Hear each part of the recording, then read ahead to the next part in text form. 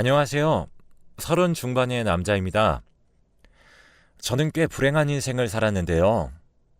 성인이 된 후로는 그래도 남들처럼 평범하고 행복하게 살아가고 있었습니다. 그런데 역시나 저는 운이 좋지 않은지 불행한 일들이 겹쳐서 일어나네요. 저는 어렸을 적 기억 중에서 최초의 기억은 부모님이 싸우는 장면입니다. 술에 취한 아버지와 그런 아버지에게서 저희를 지키려 싸우는 어머니의 모습에 일주일에 서너 번은 그 어린 나이에 동생을 데리고 집 앞 놀이터에 가서 해가 지고 깜깜해지다 못해 자정이 넘는 시간까지 싸움이 멈추는 걸 기다렸습니다. 그때의 나이가 5살이었는데 저보다 1살 어린 동생은 밥도 제대로 못 먹고 놀이터에서 하염없이 집을 바라보며 어머니나 아버지가 집 밖으로 나가는 걸 확인하고 나서야 집으로 들어갔습니다. 그리고 그 작은 손으로 밥에다 물을 말아서 김치와 간장을 반찬 삼아 동생을 챙겨 먹였었던 기억이 있네요. 아버지는 매일 술을 마시고 일도 하러 가시지 않으셨어요. 그래서 어머니가 대신에 식당 일을 하시며 돈을 벌어 오셨어요. 어머니는 혹시나 집에 아버지와 저희가 하루 종일 함께 있다가 무슨 일이 벌어질까 걱정이 되셨는지 어느 순간부터는 저희를 데리고 식당에 출근하셨습니다. 식당 한켠에 놓인 작은 의자 2개에 저희는 점심부터 저녁까지 앉아 있었어요. 식당 차장님은 그래도 마음씨가 좋으신 분이었는지 저희를 잘 챙겨주셨습니다. 사탕이며 젤리를 처음 먹어본 것도 사장님이 주셨던 덕입니다. 밥도 기본 반찬들이었지만 그때는 그것도 감지덕지였었죠. 어머니를 따라다니면서 끼니도 매번 챙겨주시니 저희는 어머니를 따라 식당에 가는 것을 좋아했어요. 그럴수록 아버지에 대한 반감도 심해졌습니다. 무책임하게 행동하시는 아버지에 대해 불만도 많았어요. 그래서 집에서 아버지가 뭐든 시키시면 그 어린 나이에 반항도 했었죠. 물론 그럴 때마다 어머니에게도 혼났었지만요. 그러다 어머니와 아버지가 매일매일을 싸우시던 딱 일주일 때 되던 날에 어머니는 저희를 데리고 온 얼굴이 상처투성이인 채로 저희를 데리고 시장을 가셨어요. 어머니가 출근하시던 그 식당이 있던 시장이었는데 지나갈 때면 저희가 다른 곳에 눈을 돌릴 틈도 없이 빠르게 걸으셨어요.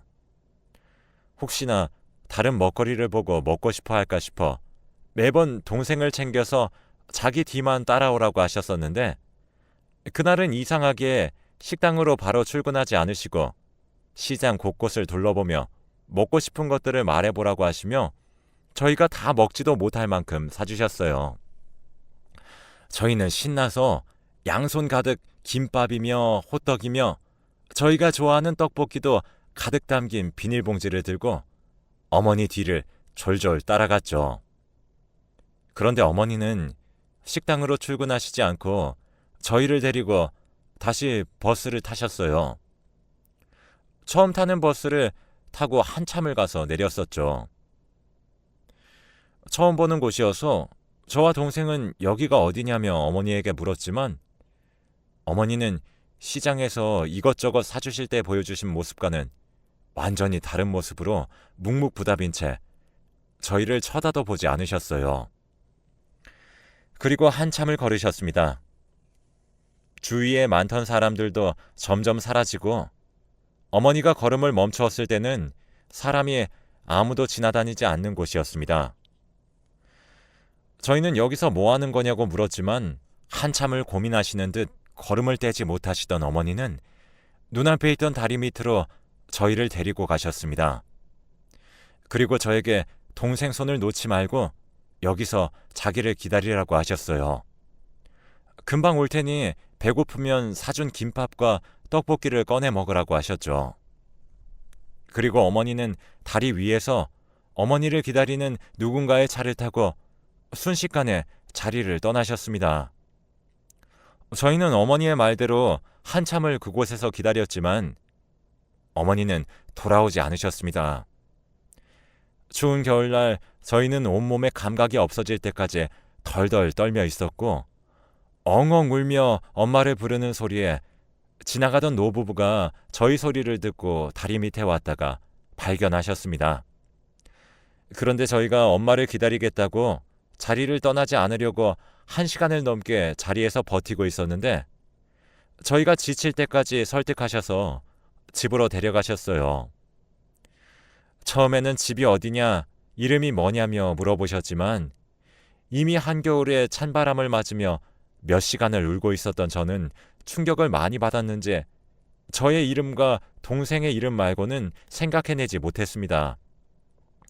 저는 엄마가 곧 돌아올 거라며 어머니가 떠난 상황만 계속 설명했습니다. 할머니는 그걸 듣고서 혀를 끌끌 차시면서 어린아이를 추운 겨울에 이렇게 버리고 가는 어미가 어딨냐며 천벌받을 거라고 하셨죠.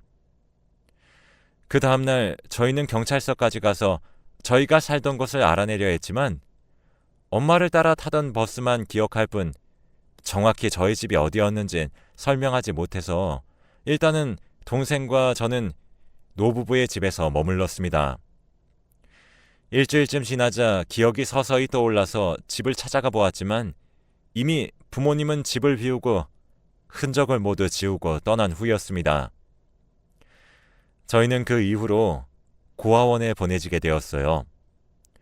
동생은 내성적이라 적응도 어려워해서 매일 밤 저에게 와서 울면서 엄마가 보고 싶다며 중얼거리다 잠들었습니다.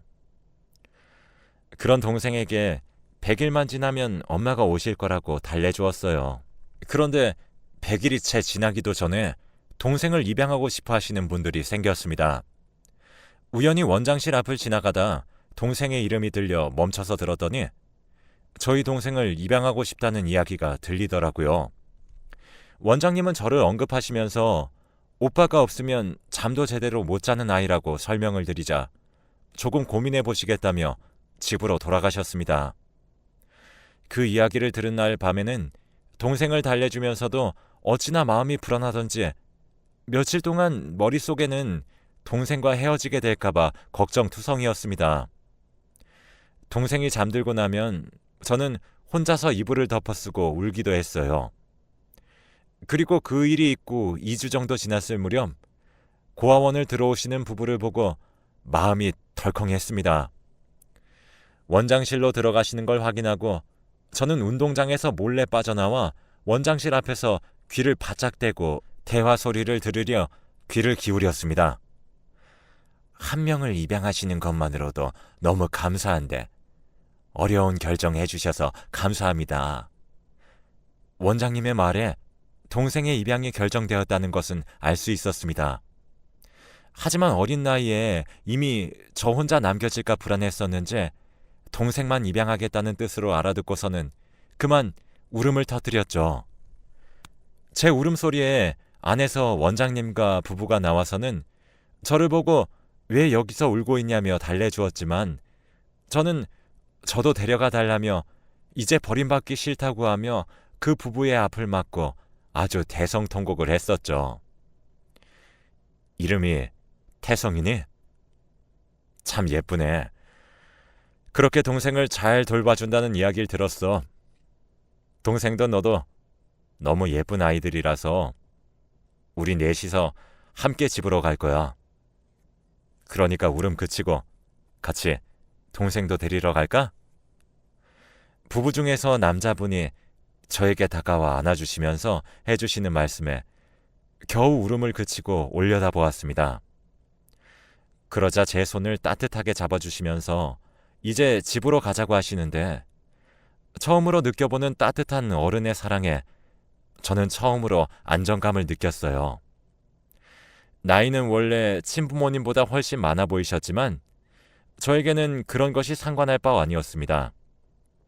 태어나서 처음으로 가져보는 친절하고 따뜻한 부모님 덕분에 저와 동생은 엇나가지 않고 바르게 자랄 수 있었습니다. 물론 가끔씩 부모님께서 동생을 더 아끼신다는 걸 눈치로 알 수 있었습니다. 부모님이 동생을 입양하시려던 이유가 딸이 병으로 죽고 그리워하고 있었는데 제 동생이 그 딸과 너무 닮아서 운명이라고 생각하고 입양하셨다는 걸 들었거든요. 그 이야기를 들은 후로는 부모님에게 감사한 마음과 더 잘해야 한다는 생각이 늘 한구석에 있었던 것 같네요. 그래서 부족함 없이 저에게 베푸실 때마다 부모님에게 보답하겠다는 마음으로 공부도 열심히 하고 더 자랑스러운 자식이 되려고 노력한 덕분에 저는 변호사가 되었고 동생도 어린 나이부터 자기 사업을 시작해서 꽤 잘 나가는 사장님이 되었어요. 그런 모습을 보시고 부모님도 흐뭇해 하셨죠. 그런데 저희를 입양하실 때부터 나이가 있으셨던지라 저희가 다 자랐을 때는 이미 너무 늙으셨었습니다. 제가 사귀던 여자친구와 결혼을 하려고 준비할 때쯤 아버지는 폐렴으로 돌아가시고 어머니도 제가 결혼한 지 1년이 지났을 때쯤 잠자듯이 돌아가셨습니다. 갑작스러운 어머니의 죽음에 갈피를 못 잡던 저에게 아내가 참 많은 힘이 되어주었습니다. 동생도 너무 힘들어해서 저와 동생까지 아내가 참 많이 보듬어 주었었죠. 부모님은 돌아가시며 아버지와 어머니는 동생에게 사업을 하려면 돈이 필요할 테니 대부분의 재산을 동생에게 물려주시겠다는 유언을 남기셨습니다. 저도 거기에 전혀 불만이 없었어요. 애초에 동생만 입양하려던 부모님이 저까지 입양해 주신 것은 동생이 저에게 의지해서였으니까요. 그 재산은 애초에 제 몫이 아니었다고 생각합니다. 동생은 물려받은 재산으로 사업을 더 크게 키워나갔습니다. 저는 그런 동생에게 만나는 사람이 없냐고 물어보았지만 아무래도 어렸을 적에 친부모님이 했던 행동들이 기억에 남는지 자기는 지금의 양부모님 덕에 좋은 환경에서 자라서 부족함 없이 배우고 자랄 수 있었지만 친부모님의 무책임함이 자기에게도 있으면 어떡하냐며 가정을 이뤘을 때 자기도 친부모님처럼 행동할까봐 두렵다고 하더라고요. 그래서 연애는 하겠지만 결혼은 생각해 본 적 없다고 했습니다. 그런 동생을 보면 마음이 짠하면서 결혼을 해서 기댈 수 있는 사람이 있으면 동생도 긴장을 풀고 비로소 행복한 삶을 살 수 있을 것 같다는 생각은 했지만 그럴 생각이 전혀 없다는 말에 안타까운 마음이 들었습니다. 하지만 동생의 의견을 존중해서 그 마음을 밖으로 표현하지는 못하고 아내에게 푸념을 늘어놓았었죠. 아내는 그런 저를 달래며 걱정하지 말라고 했습니다. 아가씨도 나이가 몇인데 다 자기만의 생각이 있어서 그런 결정을 내린 걸 거야. 능력도 있고 외모도 빠지지 않는데 결혼에 목맬 필요는 없지. 혼자서 잘해 나갈 거야. 그리고 이제 당신도 나도 같이 아가씨를 챙길 거니까 오히려 당신은 당신 걱정부터 먼저 해. 아가씨는 내가 더 챙길게. 그 후로 동생을 늘 챙기려고 노력했지만 저도 가정이 생기다 보니 쉬운 일은 아니었어요. 그래도 하나뿐인 혈육이니 무슨 일이 생기면 가장 먼저 알리고 싶고 얼굴을 보고 싶었었지만 동생이 워낙 바빠 한 달에 한 번 만날까 말까였어요. 그렇게 2년이 지나고 어느 날 동생이 자기도 결혼하고 싶은 사람이 생겼다며 오빠에게 꼭 소개해주고 싶다고 저를 만나러 오겠다고 했습니다. 그 소식을 듣고 나서부터는 벌써부터 마음이 붕 떠서 시간이 언제 가나 달력만 바라보고 있었습니다. 그리고 동생과 만나기로 한 그날 저녁에 퇴근도 일찍 하고 오랜만에 만나는 동생에게 줄 선물까지 사서 만나기로 한 식당에서 기다렸어요. 그런데 한참이 지나도 동생이 오지 않아서 전화를 해보려던 찰나에 동생에게서 먼저 전화가 걸려왔습니다. 받아보니 동생이 아닌 남자의 목소리였어요. 어리둥절해서 누구냐고 물어보기도 전에 병원인데 동생이 지금 교통사고가 나서 응급 상황이라며 최대한 빨리 병원으로 와달라고 하더라고요.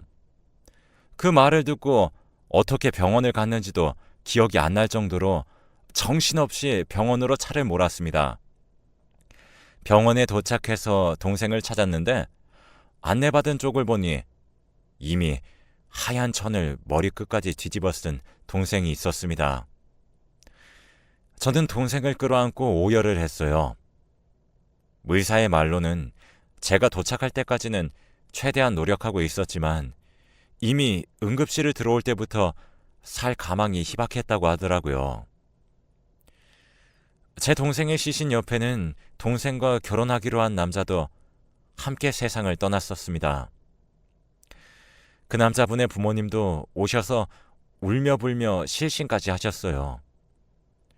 함께 저를 만나러 오다가 음주운전으로 역주행하는 차와 사고가 나서 차 앞이 완전히 찌그러졌더라고요.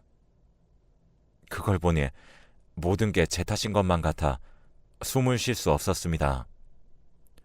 아무것도 하지 못하고 울며 스스로를 탓하기만 하는 저 대신 아내가 동생의 장례를 맡아 진행해 주었습니다.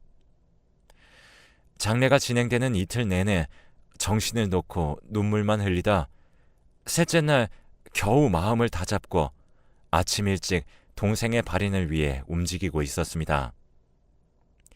이제 장례도 막바지여서 조문객들도 거의 없었고 장모님과 장인어른 그리고 아내를 제외하고는 아무도 없어 아주 조용했었죠. 그런데 누군가 오열을 하며 저희 빈소로 들어왔습니다. 우리 딸이라며 울면서 달려들어오는 소리를 듣고 얼굴을 확인하니 어렸을 적 저희를 그 추운 겨울날 버리고 자취를 감춘 생모였습니다.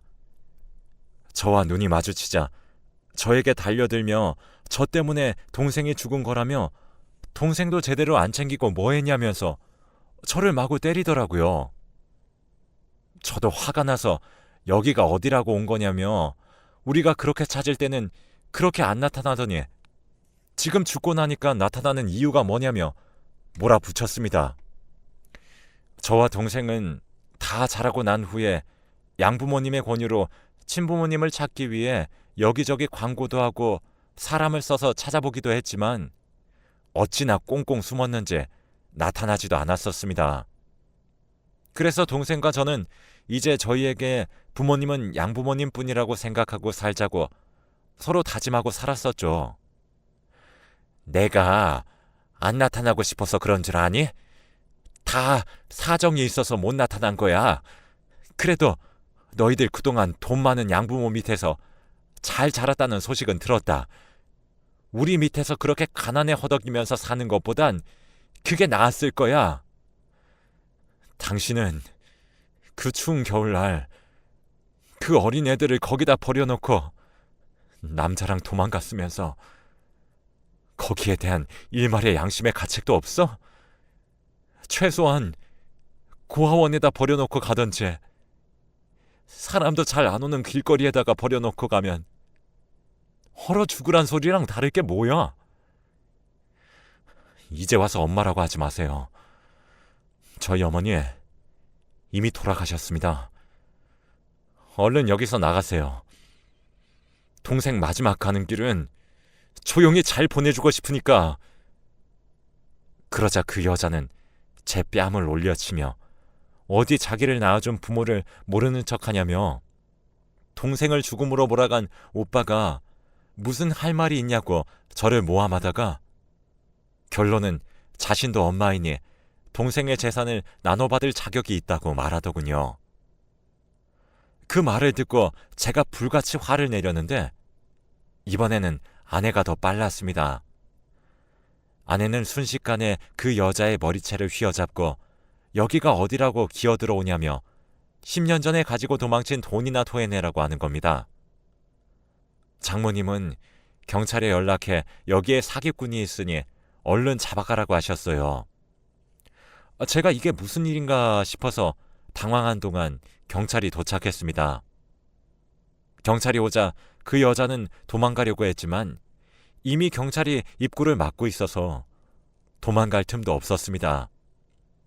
그리고 경찰에게 장모님이 상황을 설명하는데 정말 저를 낳아줬다는 사실이 너무 부끄러울 지경이었습니다.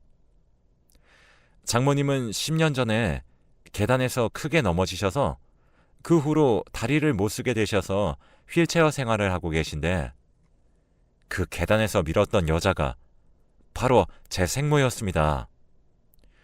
함께 계모임을 하며 친하게 지냈었지만 돈이 급해진 제 생모는 돈을 모두 가지고 도망가려고 했었고, 장모님은 그 여자를 잡으려다가 몸싸움 끝에 계단에서 굴러 장애를 가지시게 된 것입니다.